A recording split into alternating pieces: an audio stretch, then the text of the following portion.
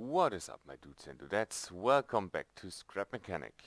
Now today we're at the slightly overexposed but very beautiful Scraptopia City Airport for me to showcase to you guys a new project that I've started and is now in its raw but functional stage, and it is this one here.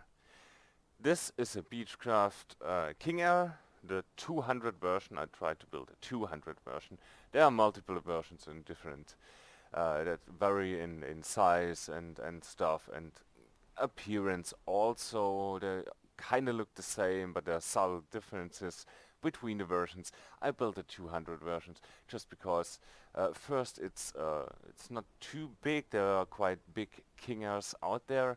I wanted to build quite a small plane, and also the 200 does not have winglets at the tip of the wings, and the reason I did not want to do winglets is because the wing itself on this plane is already on a bearing. It's angled upwards slightly. The outer part of the wing is on another bearing, angled forward slightly, and the winglets would have to be on another set of bearings, and this plane is performing nicely now, but you can already see the lag starting. So the less bearings I use, the better it is. So there's already a ton of bearings, on pistons on this plane. So I'm very thankful that this at this stage is pretty much not laggy at all. It changes a bit in the air. It has some lag issues, but for the most part it performs decently. Now, before I show you this plane and take this plane into the air to show you how it flies, I want to hop into Microsoft Flight Simulator just very briefly, because there's also a King Air, and I want to show you at the quote-unquote real plane what I want for this build in terms of realism, the systems, how it behaves. So let me do that now. So here we are in the Microsoft Flight Simulator, sitting on the runway on this beautiful and newer, a bigger version of the King Air plane. You see it's got the winglets, it's got more windows. Just aesthetics wise, a few things are different, but basically it's the same plane. Now, the first thing I want you to notice is the behavior of the engines. Now, these are turboprop engines. It means there is a jet engine inside that drives this propeller. And jet engines in particular, but with these big propellers, basically all engines lag behind the power input, or the control input, so to say. So when I move the lever, the outer marker is for the lever that for the power level that I'm setting, and you see the actual power level of the engine always follows and has a pretty big delay, because the engine has to spool up, create the power, and then with this power then drive the propeller and spool it up too. So if we have a look here on these two engines, I go full power, it takes a while. It takes its sweet time to spool up. Same in the other direction. It keeps the power level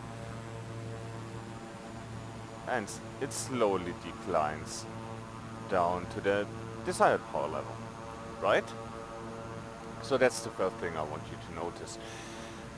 Now, the second thing is I want to have flaps like in the real plane, and fortunately for us, this plane only has 2 stages of flaps, 3 if you count the upstage. So it has approach flap setting and a landing flap setting, or approach and takeoff flap setting. We're gonna take off with the first notch of flaps here. And yeah, these come out a little bit and drop down, so I want to have this in the Scrap Mechanic plane too. Now let's set the takeoff flaps and take this plane up in the air. parking brake off, so we already start rolling. Let's look straight ahead. Keep the center line and apply full power. And takeoff also takes a while. It's unusual for scrap mechanic planes, I think, to have a long takeoff roll, but I wanted to be realistic. So at, let's say, about 100 knots, we can apply gentle pressure on the elevator and lift this plane off the ground. Next thing to do is to get the gear up. And if we do this, you will see first the right and then the left gear goes up. I guess this is to reduce the strain on the hydraulic system, to first get up one part of the gear, and then the other part just isn't as demanding on the hydraulic system as getting them up at the same time. Cool. And you can see it's also, well, it's quite a fast plane for such a small size. We're already at 180 knots. These are airliner speeds we're flying, basically. So in scrap mechanic also I want this plane to have a certain weight to take its time taking off, and also if it has weight, of course it has to be fast for the wings to produce enough lift to keep this plane in the air. So this is going to be a fast plane. It's not going to be exactly as fast as the real plane, but yeah, it's going to be half as fast, more than half as fast as the real plane, considering the map size of the scrap mechanic map. That's probably a good trade-off.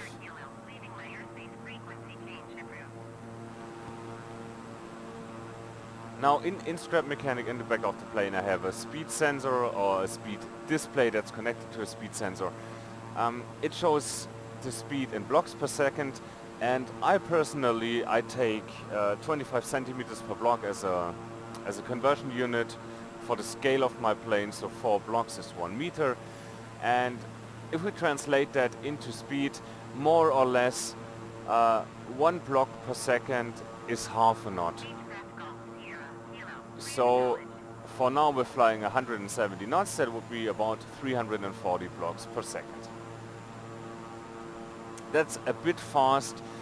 The plane in scrap mechanic I have limited to 250 knots for the cruise speed. That's considerably slower than the real thing, but we don't want to cross the map in 5 seconds. So yeah, practical speed is probably about 220 knots, 220 blocks per second or something, which translates to 110 knots. That's a good speed, I guess.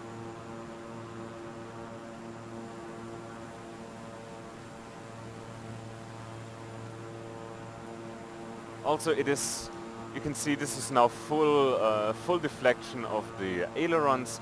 This plane is quite nimble, but still it's not an acrobatic plane, so it takes its time rolling in and out of the turns. The elevator is a bit more sensitive, so I'm not going to use full deflection now, but yeah, it's a bit more sensitive. And it's like that in scrap mechanic too, for now, the way I build it. Now let's see what happens if we reduce the speed.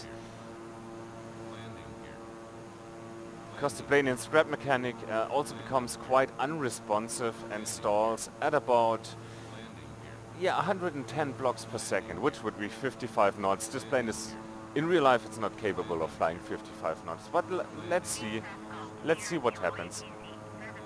You can also see I'm at idle power now with the flaps up, and it doesn't really want to reduce the speed. So I'm holding the altitude more or less, and there's still some power produced by the engine in idle configuration. So yeah, I have the drag reducer block on in the scrap mechanic plane, and it shows. So if the flaps are up, there's still a decent amount of drag from the wing parts and stuff, but it doesn't really want to reduce speed with flaps up. And we're now flying 100 108 knots. The stall warning is on, but we still have about, I say, 20 knots until the full stall. So it stalls at the red band here. Begins at 82 knots. So that would be 160 block per second. Yeah, 110 for the stall. That's fine in scrap mechanic. So now, in order to reduce our speed, we have to increase the drag.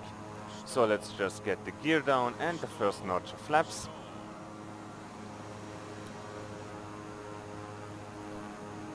And see if we can land back on this runway.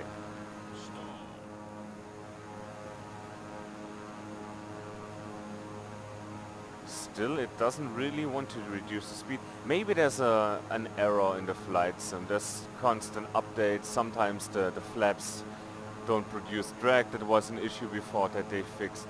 So it feels weird flying idle power and just holding the altitude. We're gonna go to full flap now. And yeah, just let's slip down to the runway. This increases the drag because the body of the plane is pushed into the airflow sideways, so that way we can just reduce the speed or hold the speed and increase the rate of descent. Yeah, in scrap mechanics this will not be this way, because as soon as we introduce flaps to the whole thing, the drag, in spite of the drag reducer block, it increases quite significantly. So we need quite a high power setting to hold the speed if the flaps are fully down. Now we can just reduce to idle and put it down softly.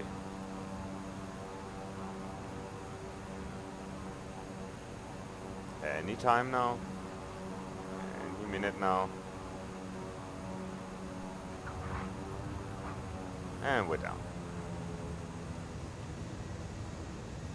Right, so that's about what I want to see in scrap mechanic, more or less.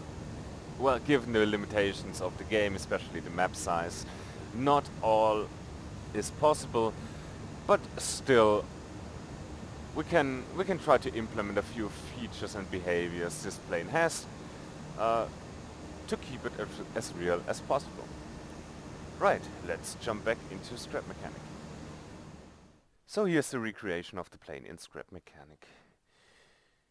Now, I'm quite happy with the way it looks now. The engines could be a bit better, but I just couldn't. We're limited to the block size. I couldn't do it with the details, but this is too narrow here. This, I don't. Yeah, but altogether, I would say it looks pretty nice. It looks like the real deal. Yeah, it's a good size. Yeah, and I wanted to show you this plane at this stage because I like the looks of the planes or of the builds altogether when they're in this raw stage, unpainted stuff sticking out of the side. That's gonna get removed before the build is finished. Stuff is open, so the electronics can be reached and stuff. I love how that looks. I also, of course, love the finished product, but this has just a certain raw feel to it, and I like it. Right, but now let's see how this plane handles. Now, of course, when you get into the seat, you turn on the engines, so a very small amount of power is applied to the engines, just to make them idle spin. It's not enough to move this plane in the slightest, I guess. No, it really does not move, so yeah. Right, so now let's close this door. And let's see how the engine or the engines behave. Now, you see these two gauges.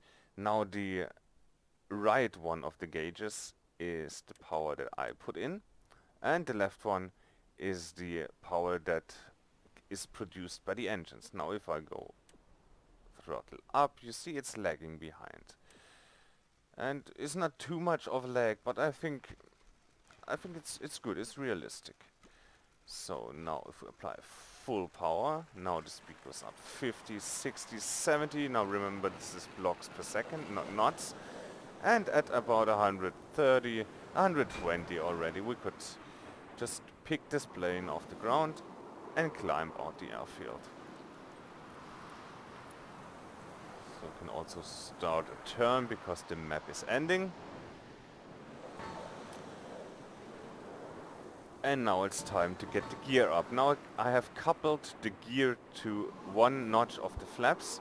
So if we get the gear up, the takeoff flaps that we have still set should also go up. Now, first one side, then the other is pulled up into the gear compartment and the flaps rise. And now we can cruise along. Speed is still at 140, but in level flight and with full power, or yeah, also with 80% power or something, this plane will speed up to about 200, 210 blocks per second. Any more than that, and the speed limiter in the back, you see there are wing parts on the open part that are vertical. These will turn into the wind, into the airflow, and produce a lot of drag, just so the plane does not get wild and yeah, it just goes too fast. The wing parts freak out very easily at high speeds. This is already quite a high speed, and yeah, you see the deflection of the ailerons isn't really that much, but these are big ailerons, so this is already enough to give it quite a good rate of roll. Now see we got 120 blocks per second, which is about 110 knots. Yeah, this is enough for this map size. We're basically just flying around turns because we cannot fly straight because there's always a wall coming up.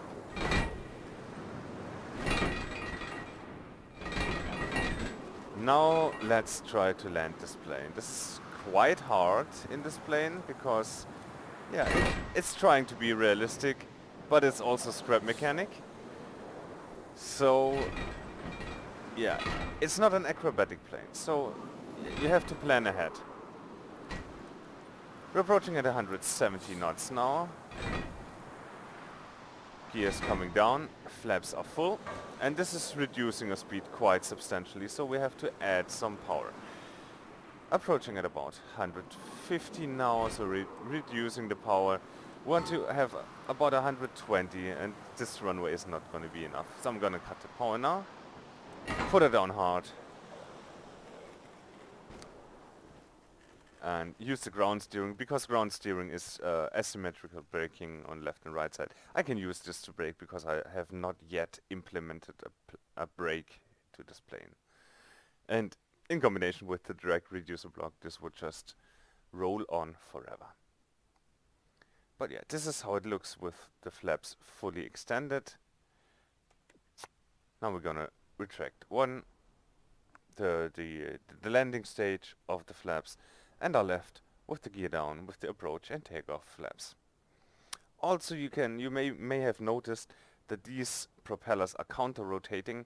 In real life they are not, I just saw in the flight simulator, but it's quite complicated if we have two propellers turning in the same direction in scrap mechanic. That produces a lot of torque that has to be counteracted dynamically depending on the power output of the engines. And this plane is complicated enough in and of itself. You see, there's a lot of logic doing all this stuff. I tried to do the controls with PID blocks, so these are smarter than just hooking up a controller or a smart controller to the control surfaces and do the deflection. It has to be smaller when the plane's faster, the deflection, so we don't spin out of control. So yeah, the smart parts really do a good job in steering this plane, probably better than any simpler system would have done. The only part where I did not use the PID block is this part here, these wings, these also the little smart wings that are uh, have a variable angle. This is the auto trim system that always trims out the plane that the nose doesn't rise or fall. Yeah, but apart from that, it's packed chock full of logic. Uh, there's really not much space left. Maybe there's a bit space left in the engines.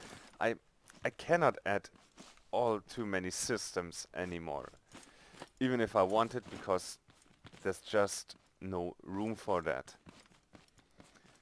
I mean, maybe we could fit some stuff here in the back. This will be closed off probably for the most part. There's going to be maybe a small luggage compartment, but apart from that, this is going to be sealed off.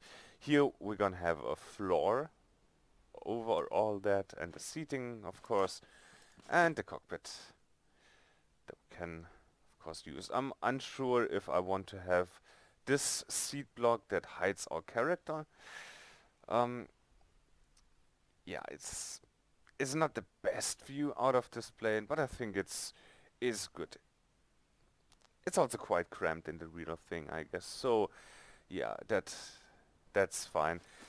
Second alternative I have to build is use a seat or like the invisible seat that shows the character. That has to be one block lower, otherwise our head would stick out the top of the plane, and we don't want it. The problem is that the point of view is not like the character's head, but seems to be in the chest area when we're seated. So although our head would probably be poking out right now, we're looking outside the window like this. So yeah, we have to compromise. Yeah, see what we want. But let me let me show you how it looks. So I have now recreated the left side for the co-pilot side and put this invisible seat panel on there. And you see, from the point of view, on first person view, it's exactly the same as the seat block. But if we zoom out, you see, yeah, our head is sticking out of the plane. And yeah, we, we can't have it like that. That's not beautiful. Now, if we remove one block and have a seat like this, you can see, yeah, we're sitting very low. So we can't really see in front of us what's happening in front of us, especially if we're flying. We have a slight nose up attitude to keep the altitude. We will not be able to see anything properly, but our character is sitting in the cockpit very nicely. Okay, yeah, he's phasing a bit into the block here, but apart from that, the face is very centered, very nice. This is probably where you would sit in real life. So why can you just not put the camera where his eyes are? But I guess you can always fly this plane from the outside view. Is probably better anyway in scrap mechanic to just fly the plane like this. See where the character is. I guess I will have the seat one block lower. It also, I think it matches if we have the seat like this rather than the seat at this height.